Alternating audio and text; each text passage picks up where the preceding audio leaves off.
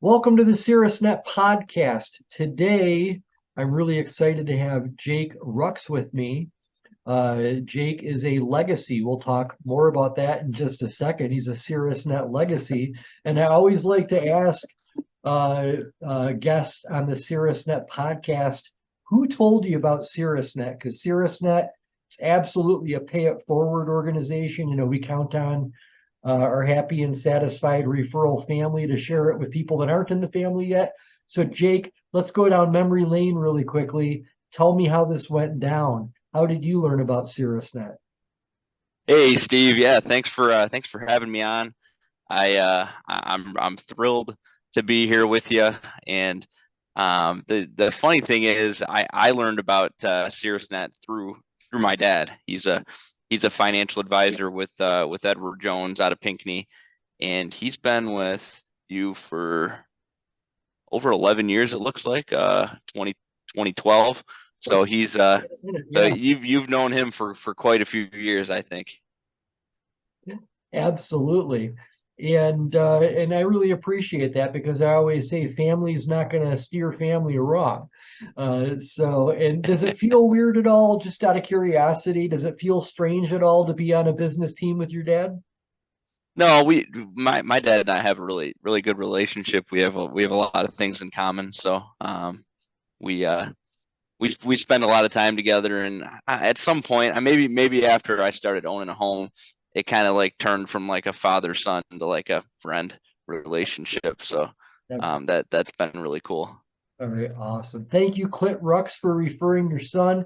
And what a great addition you've been into CirrusNet. Quite honestly, I think you're probably currently in the running for Team MVP on the team that you're on, the Brighton Wednesday 8 o'clock group. You just have a very giving nature. You refer a lot of people. You just referred Jack Wisman to me to my Ann Arbor team. So it's not even just your own team you're trying to help people with, but other people you come across. So I personally wanted to say thank you for all the good you're doing in this network. Yeah, no problem, Steve. I think the network is just tremendous. So I'm happy to help and just always trying to keep my ears open because a conversation with you is going to lead to a lot for a business owner or a salesperson. Oh man, I appreciate that. Thank you. Well, let's put that spotlight on you now. So you are in the world of insurance. Why don't you talk about uh, what it is you do to make the world a better place and who your ideal client is these days? Yeah, so I most of my business is it's through residential insurance, so like home and auto insurance in terms of our agency. But I've just always thought like an independent is it's a little bit it kind of helps you more to find a the ideal client. So instead of just having one product, we have about a half a dozen products that we can shop the market with. And in Michigan, it's pretty important. Like if you're not like with a State Farm or a Farm Bureau, that you have one of those big Michigan independent brands like an Auto Owners or a Citizens or even like a AAA, and we have all three of them. So it's been awesome to get to work with those carriers, and um, we're we're really doing a tremendous job, even though it's kind of a hard market right now. Yeah, and what's making the market hard these days, just out of curiosity? I think after COVID happened and the supply chains had issues on the homeowner side of things. There were increased claims for home and auto, so premiums are starting to go up, and I think almost every carrier in Michigan experienced a rate increase in the last 15 months or so. So it's been a little bit more difficult to find the ideal client because if they're more of a risky client, it's harder for carriers to like that or to be I guess have that appetite. I see. And in terms of your own experience in the insurance world, your ideal client, like if I was to give you the awesomest referral that you could get right now, what would that referral slip look like? What would I be writing on it? What would that customer's needs be? Yeah, so like in terms of a customer, a a new home buyer is huge. It just kind of gives me an opportunity to, or a first time home buyer gives me an opportunity to kind of educate them on what to keep an eye out on. Uh, I mean, when you buy a home, there's so many things in your brain that are just moving. So just being able to let them know what's important on this policy is big. And then in terms of like an ideal referral partner, like a mortgage loan officer or a realtor are really really helpful. Okay, great. Thank you very much for that. Let's make a transition as well too a little bit here in our interview. Let's talk about the world of networking and referrals. Where was it? There's a lot of different ways to build a business and market it, right? Some people, they're happy calling on lead lists and knocking on doors. Other people would rather have referrals or networking, things of that nature. So everybody has a little different disposition. Where was it along the way that you figured out and had that kind of epiphany that, being known as a resource in your community and networking and referrals was important to you? Yeah, probably like in the first 6 months or so of selling insurance. Um, mo most of the leads in those first few months were based off of like internet leads, and a lot of that's just you're just kind of throwing money at the wall and hoping some of it sticks. So it kind of just dawned on me like, hey, if you're gonna build your business, building it by referral is going to be significantly better. They For the most part, they're going to pay their bills on time. They're slightly less risky than the internet folks, um, and then you have that warm introduction from whoever referred you, so you're already kind of on a good footing there. So I mean that's definitely how I plan to be building my business now and in the future. Yeah, that's awesome. The nice thing is once you get that book big enough, and it's from all people that have been referred to you. It's like all of a sudden it's like second and third and fourth generation referrals and people that you're working with. And it is so much nicer when somebody's shoulders are already a little relaxed, right? When somebody's been referred to you, like you said, they've already heard somebody else say good things about you, right?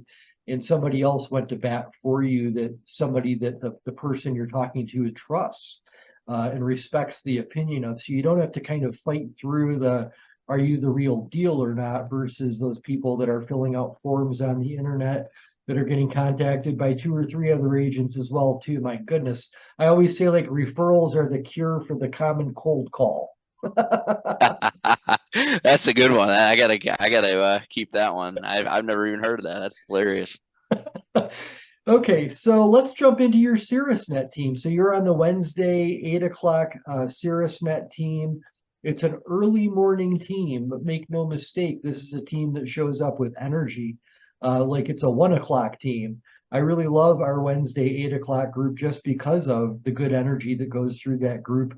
People like Kim Lenga and so many others that are in there, Amy Knight, and boy, there's so many great people on that team. Let's talk about your success in Caerusnet. Do you have a particular success story in Caerusnet that kind of stands out to you a little bit that you might be able to highlight? Yeah, I mean, really just the last like month or so. So my wife and I experienced like a sump back up in the basement, and we had to, I guess, rush down south from our vacation up north, and um, we came home and there's half an inch of water, but it was throughout the whole basement. So we quickly tried to remove everything, and first call I made was to Elisa Williams over at All Dry. Her team was out like in like 45 minutes on a Saturday. It was really unbelievable service. So I was super thankful there. And then the next call, I had to fix my sump pump, and we so I talked to to Trisha over at CGC Water, and they had a guy out like the next day, super comprehensive statement that he put together and kind of broke it down, simplified it for my wife too, because I was out of the house at that time. So that was awesome. Really, I mean, it was super affordable. So we were really happy about that. And then with the flooring, I tried to contact somebody outside of the network to get a quote. It just took forever. So went with my buddy Jack Wisman over at Arbor Strong Construction, and he was able to work up a quick quote, and he's kind of been chipping away down there. So hopefully by football season we're able to utilize that basement. And but it's like, yeah, you make 3 Caerusnet calls, and it's like all your problems are on the back burner, and then you're just letting your friends just kind of take it from there. Yeah, that's awesome. Nothing is better than being taken care of by your referral partners and people that are on your team. You know them, you know they're going to do good work, and sounds like everybody was very responsive to take care of you, Jake. I think that's a cool story, and I've got a lot like those myself, where people have taken care of me personally when I've had needs over the years. And my goodness, of course, I'm going to try to go to people in Caerusnet before I make any unsolicited calls to people that I don't know for other things. But that's a great story. Well, hey, just as we kind of wrap up here with our conversation together on the podcast, I don't let anybody on the podcast that hasn't been in Caerusnet for at least 1 year. And the reason for that, Jake, is I'm sure, look at the world of networking and your Caerusnet team a little differently from the time you started in Caerusnet to where you are right now. You've had the crash course for the last, 15 months or so in the network. And, if I have somebody on the podcast that's just been with me for a month, 2 or 3, they're not going to be able to provide advice to people. But now that you've made it past that first year and you're successful in the network, I'm going to ask you, let's say you're having a trust builder with a brand new Caerusnet member, like brand new person joins your team. And they say to you, Jake, I really want to be successful in Caerusnet. Give me some help here. What do you think I should do? What do you think the most important thing is that I could do? Really, I mean, the key is going to be to jump in feet first. The more trust builders you have off the bat, you're going to be more comfortable with people. And honestly, there's been very few times where I've asked for a trust builder and people have said, no, sorry, I don't have time. It's a very welcoming group of people in this network. And I mean, yeah, everybody is very willing to meet and learn more. And really the better you I guess the better you kind of describe your business is, it's probably, you probably have a better chance of being able to get clients down the line. Okay, yeah, that's very good advice. Let me ask you this, Jake, too. My guess is that you were very proactive and outbound in your reaching out to the different members one at a time to try to get that face-to-face trust builder time with them. It wasn't like you joined the team and all of a sudden everybody was calling you, oh, Jake, please do a trust builder with me. You probably were the one that was out there shaking those trees, right? Yeah, yep, for sure. Just yeah, trying to and if you call, most people are better over the phone than through email. So they're very, I mean, they're very happy to talk and set something up. And I don't know, I personally, I like to, I mean, I'm in a referral.